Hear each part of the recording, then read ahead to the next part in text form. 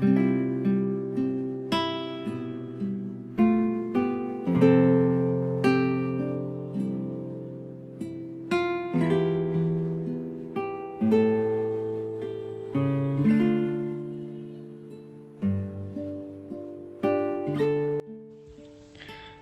mabuting balita ng Panginoon ayon kay San Mateo.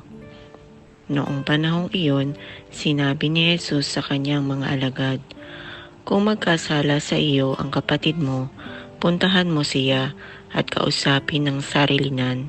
Kapag nakinig siya sa iyo, ang pagsasama ninyong magkapatid ay napapanauli mo sa dati at napapanumbalik mo siya sa Ama.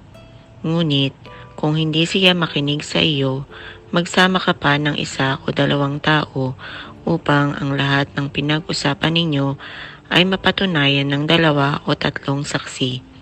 Kung hindi siya makinig sa kanila, sabihin mo ito sa pagtitipon ng simbahan. At kung hindi pa siya makinig sa natitipong simbahan, ituring mo siyang hintil o isang publikano. Sinasabi ko sa inyo, anumang ipagbawal ninyo sa lupa ay ipagbabawal sa langit, at ang anumang ipahintulot ninyo sa lupa ay ipahihintulot sa langit.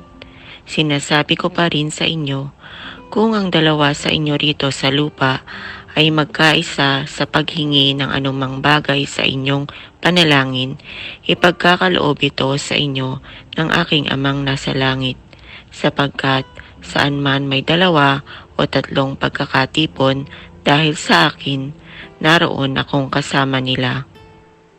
Ang mabuting balita ng Panginoon.